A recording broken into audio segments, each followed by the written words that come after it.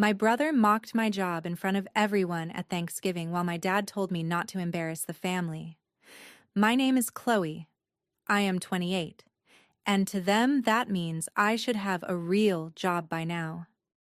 A real job, in their minds, comes with a suit, a badge, and a boss who can brag about you over dinner. I do not have any of that. I work alone in a small apartment with a microphone and a laptop, and somehow that is enough for my brother to treat me like the family disappointment. This year he walked in with a new girlfriend on his arm, all smiles and polite questions, and for some reason everyone kept glancing at me like they were waiting for a show. After a while of him bragging about his numbers at work, she finally turned to me and asked, "So what do you do?" I drew a breath to answer, but my dad cut across the table and said, "Do not embarrass us tonight." The whole table burst out laughing.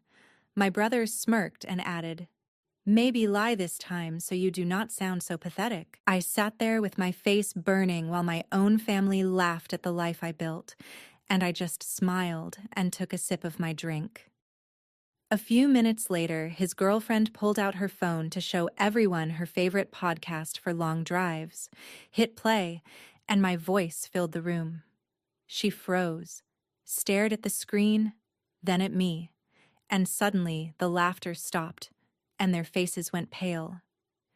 If your family has ever turned your work into a joke, keep listening, because that night was the last time they laughed at my job without consequences. When I finally got back to my apartment that night, the silence hit me harder than the cold. I tossed my keys on the counter and just stood there in the dark, hearing my own voice echoing in my head from the living room a few hours earlier. 1 second my brother was laughing about how I should lie about my job, and the next second his girlfriend was playing her favorite podcast and my voice rolled out of her phone like some kind of ghost. She looked at me with her eyes wide. My parents shifted in their seats, and for the first time all night nobody had anything funny to say. I did not explain it. I just shrugged, said it sounded familiar, and watched the color drain from their faces. My brother changed the subject so fast you would have thought the house was on fire.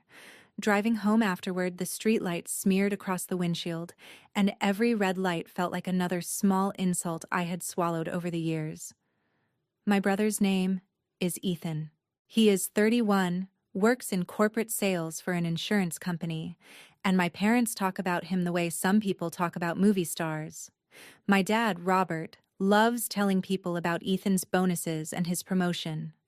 My mom, Linda, collects little stories about his clients and his important calls. I am the opposite of that. I am the kid who dropped out of the Safe Business program, moved into a tiny place in Portland, and started recording stories in a closet lined with cheap foam panels. They call what I do messing around with a microphone. They say it like I am a child banging on pots and pans in the kitchen. What they do not know is that the channel Ethan's girlfriend played at dinner, the one called Midnight Mirror, is mine. 2.3 million people subscribe. I write and record stories about family drama, betrayal, and revenge, all in a calm voice that never says my real name. Anonymous host. Faceless avatar. It is the only reason I have the money to pay my rent, buy my own health insurance, and cover the student loans they stopped caring about. A couple of years ago, I tried to tell them. I was so proud when I hit my first 100,000 subscribers. I showed them the analytics, the sponsorship proposals, the emails from listeners saying my stories helped them feel less alone. My dad laughed and asked when I was going to start looking for a real job instead of playing radio in my bedroom. My mom suggested I apply at the local bank as a teller. Ethan said, "Maybe you can put your podcast on your resume under hobbies." That was the night I decided they did not deserve front row seats to my life. So I stopped sharing anything real. At Thanksgiving, when my voice accidentally slipped into their perfect little bubble, it felt like the universe had briefly pulled back the curtain for them. They did not know what they were hearing, not fully, But they knew something did not add up. They knew I was not as small as the box they kept trying to shove me into. Standing in my dark kitchen with the fridge humming behind me, I realized I was done waiting for them to understand. I could not make them respect me, but I could decide what they got to see and what they did not. And maybe, just maybe, I could make sure that the next time they heard my voice, they would finally understand what they had been laughing at all along. The days after Thanksgiving, I did something I had never done before with my family. I went quiet on purpose. No follow-up texts asking if they got home safe. No little jokes in the group chat. When my mom sent a message about leftover turkey and how I should come by to pick some up, I let it sit unread. Instead, I poured everything into the life they refused to see. My mornings in Portland always start the same way. I wake up before the sun comes up, make a mug of cheap coffee, and sit at my desk by the window with a notebook. The city is still half asleep, and that is when the stories come easiest. I outline scripts, sketch out characters, and flip through emails from listeners who want me to tell their stories. People write from all over the world. A woman whose sister stole her inheritance, a man whose parents refused to acknowledge his wife for 10 years, a kid whose uncle mocked his art until it was featured in a gallery. I change names, details, locations, but the feelings are always real. Around 9, I step into my little recording corner, pull the microphone in front of me, and let my voice turn strangers' pain into something structured and bearable. Calm, measured, almost soothing. You would never guess that the person speaking once went home from Thanksgiving with her jaw clenched so tight she gave herself a headache. That week, in the middle of the usual stream of listener stories and sponsor pitches, an email popped up with a subject line that made me blink. Exclusive series proposal from Emberwave Audio.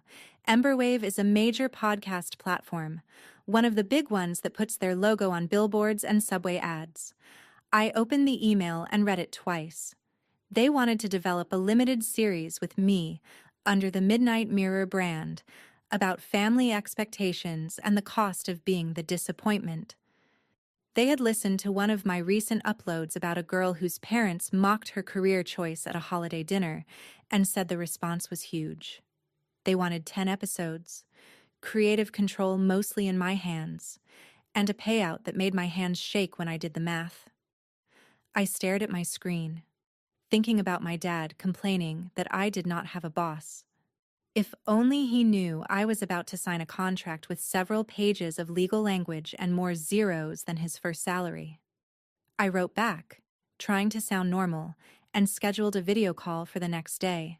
When the Zoom meeting started, my camera off, and my avatar floating in the corner, the Emberwave team was all smiles. They called me by my channel name, said they respected my anonymity, and talked about how listeners clung to my stories because they felt seen. They suggested a title for the series, Family Lines. I liked it. While they talked about release dates and cross-promotion, I could not help thinking about my family table, my brother's smirk, and my dad's voice telling me not to embarrass them. They had no idea they had just handed me the core of an entire series. One of the producers mentioned that they were exploring brand partners who valued self-worth and healthy boundaries. I almost laughed. My phone buzzed on the desk. A new email. This one from a brand name I recognized, a clean skincare company that does big campaigns online. The sender was a brand strategist named Harper James. She said she loved my channel and wanted to talk about a possible collaboration for a New Year campaign about self-respect and not letting others define your worth. The name hit me like a splash of cold water. Harper. Ethan's new girlfriend. At Thanksgiving, she had casually mentioned working in marketing for a skincare brand in Seattle. She had not known who I was when she played my podcast at the table, but obviously she knew the channel. Now she was emailing the voice behind it.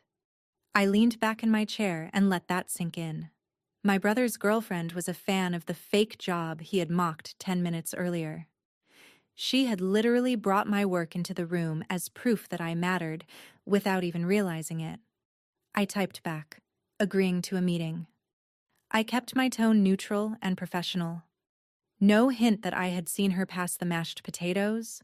No hint that she had watched my parents laugh at me while my face burned. The further I moved into the world that actually valued what I did, the smaller my parents' living room began to feel in my memory. The silence from my family over the next 2 weeks was almost funny. They must have sensed my distance, but they did not ask why. My mom sent a couple of messages about Christmas plans, dropping hints about my dad's new outdoor grill and how Ethan might bring Harper again. I answered with short, polite replies. I am not sure yet. Work is busy. My dad called once, clearly hoping to talk about Thanksgiving casually, like nothing had happened. I let it go to voicemail. On the recording, he sounded annoyed but tried to cover it. He said I should not take jokes so seriously. He reminded me that family is all you have. I deleted the message and went back to editing a story about a girl who stopped going home for holidays because they kept treating her like a failure. Sometimes I think the universe has a dark sense of humor. While my parents were making plans for another perfect family gathering, I was recording the first episode of Family Lines, a story that started with a brother mocking his sister's job across a table full of food. I changed the details enough to protect myself, but the bones of it were real. It was not petty. It was simply the truth, told in a calm voice, released into a world that understood me better than my own family ever tried to. When Emberwave uploaded the first episode, the response was immediate. Comments poured in from people who said they had lived the same scene in their own homes. The episode made its way to Reddit, where someone posted about how satisfying it was to hear a narrator refuse to play the grateful black sheep role anymore.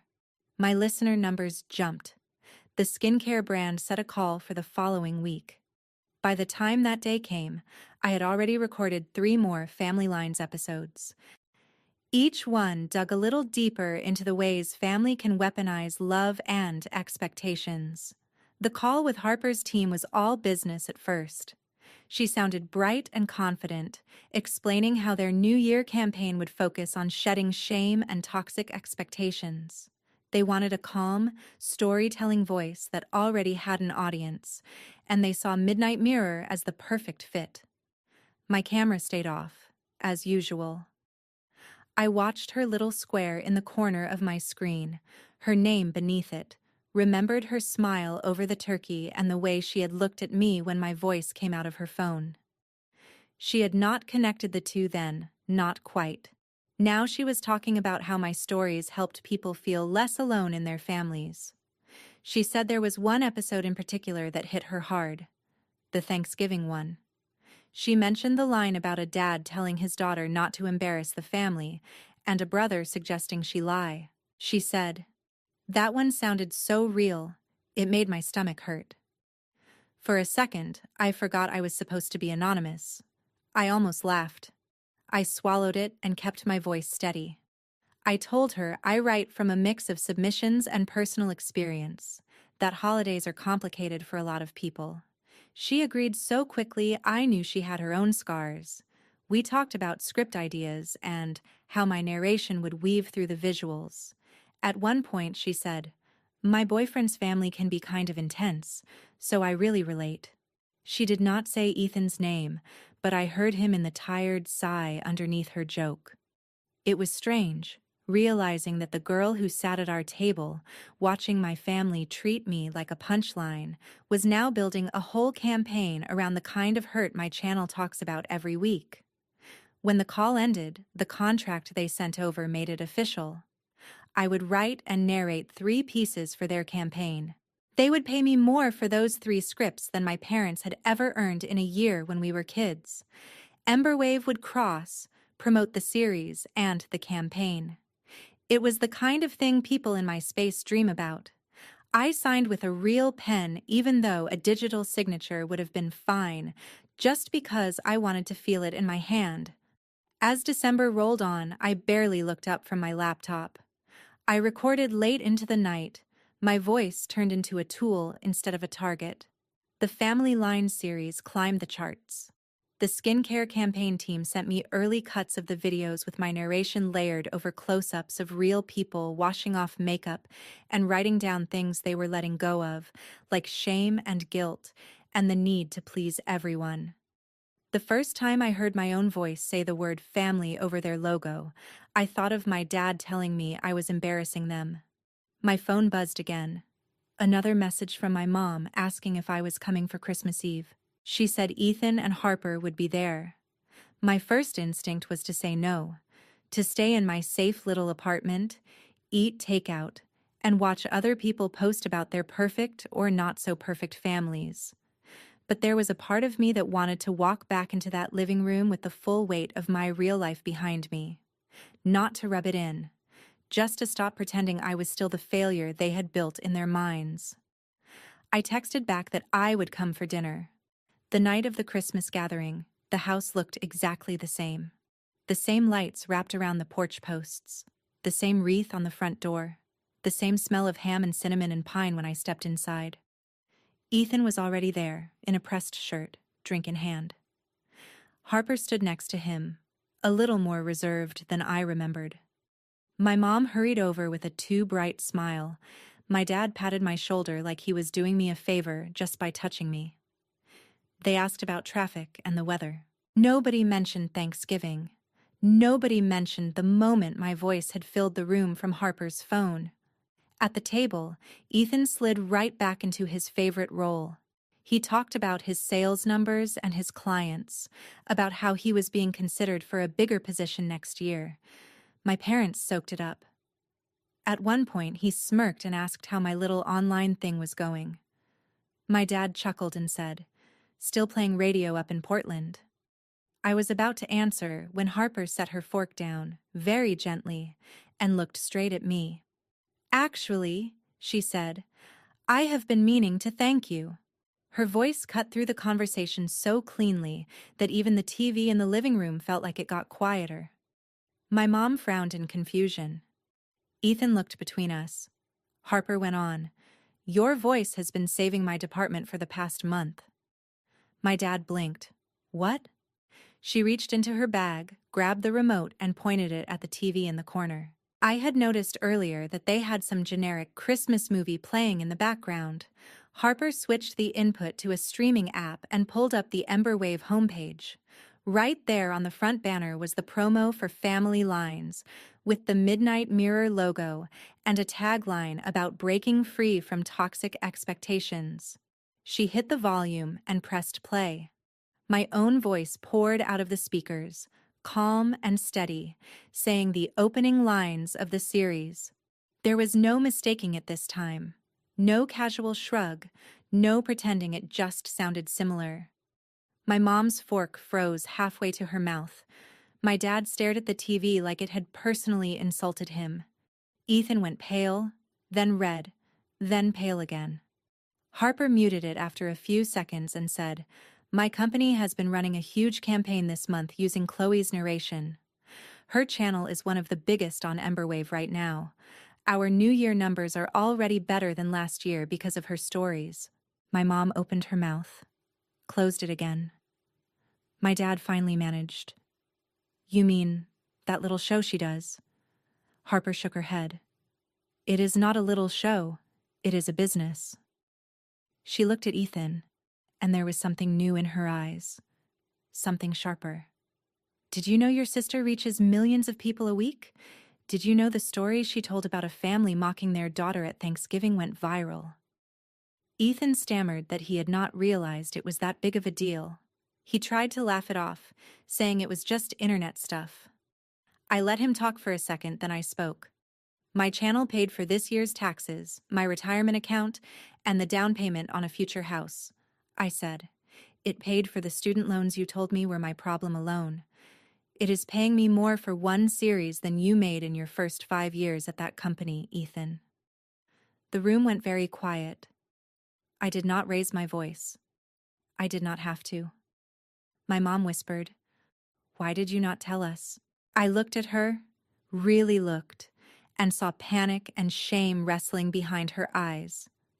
"Because the last time I tried, you laughed," I said.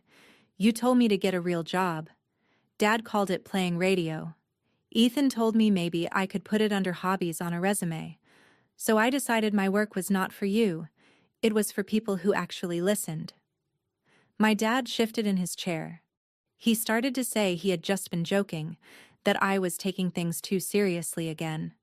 Harper cut in before I could answer. She turned to Ethan. "Is that how you talk about me when I am not around? Is that how you talk about my industry too?" He sputtered, "No, of course not. This is different. It is family. We just tease." Harper stared at him for a long moment, then looked back at the TV, where Emberwave's logo glowed under my channel name. "My boss knows who Midnight Mirror is," she said quietly. "He told me last week that getting this collaboration was the best thing I had done all quarter. Your company is trying to pitch a partnership to us next year. Do you understand how bad it looks that you sit here and laugh at the person we are building campaigns around?" My brother had no answer for that. My dad looked like he wanted to disappear into the carpet. My mom dabbed at the corner of her eye with a napkin. I felt a strange calm settle over me. This was not about revenge in the way they thought. I was not there to humiliate them. I was just finally letting reality have the floor. The rest of dinner limped along under a thick blanket of awkward silence. Harper barely touched her food. Ethan made a couple of weak attempts at small talk that went nowhere. When the plates were cleared and my mom brought out dessert, Harper stood up and said she needed some air. I followed her onto the porch. The cold hit my face like a wake-up slap. She crossed her arms and stared at the lights in the yard. "I am sorry," she said, "for what they said to you, for not saying anything at Thanksgiving." I shrugged. "You did not owe me that," I said, even though a part of me had wanted someone, anyone at that table to speak up. She shook her head. "I should have." She hesitated, then added, "I knew something was off that night. The way they looked at you. The way Ethan laughed. Listening to your episodes afterward just made it worse." We stood there for a minute, our breath fogging the air. Finally, she said, "I cannot be with someone who talks about people like that. Especially when my entire job is about telling women that their worth is not defined by anyone else." I knew what she meant before she said it. When Ethan came out a few minutes later to check on us, she ended it with a few steady, quiet sentences. She did not scream. She did not make a scene. She simply told him that his attitude toward me, toward my work, and toward his own privilege was not something she wanted to build a life around. He tried to blame it on his upbringing, on jokes that went too far, but she did not budge. Watching him flail for the right words, it hit me that he was finally feeling a fraction of what it was like to have your reality dismissed by someone you thought loved you. I did not feel sorry for him. Not exactly. But I recognized the look. A few weeks later, after the holidays, I heard through a mutual friend that Ethan's company did not move forward on the partnership they had been courting with Harper's brand. Apparently, when the agency asked Harper privately whether she trusted the team on his side, she did not exactly give him a glowing recommendation. He kept his job, but the promotion he had been bragging about quietly evaporated. Officially, it was because the company was restructuring. Unofficially, everyone knew that leadership had decided to push people who embodied the values they were selling, not undermine them at home. My dad never said a word about that. My mom never brought up Harper again. But the next time my channel released a new Family Lines episode, I saw 2 new subscribers come in with names that looked a lot like Robert and Linda. A few months passed. I moved into a slightly bigger apartment with an actual office instead of a corner in my bedroom. The Emberwave series finished its run and got picked up for a second season. The skincare campaign won an industry award for storytelling, and they asked me to consult on their next one. I started running small online workshops teaching other creators how to build anonymous brands, how to protect themselves while sharing stories that mattered. Every once in a while, my phone would light up with a text from Ethan. He kept them short and casual. Hey, hope you are doing well. Do you have any advice for someone trying to build a personal brand? Think you could maybe introduce me to someone at Emberwave? I always answered politely, but I never gave him what he was really asking for.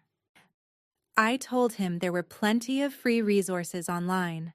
I suggested he start by listening more and speaking less. I did not offer to put my name on the line for someone who had only ever used it as a punchline. My parents, for their part, eventually sent a long email. My mom wrote most of it. She said they had listened to family lines. She said some of the episodes were hard to hear because they recognized themselves in the parents who brushed off their children's pain as sensitivity or drama. She apologized for calling my work a phase, for acting like love meant pushing me into a mold instead of supporting the person I actually was. My dad added a short paragraph at the end. He did not use the word sorry, but he admitted he had been wrong about what counts as a real job. He said he was proud that I was able to support myself doing something I created. I read the message twice. It did not fix the years of being laughed at.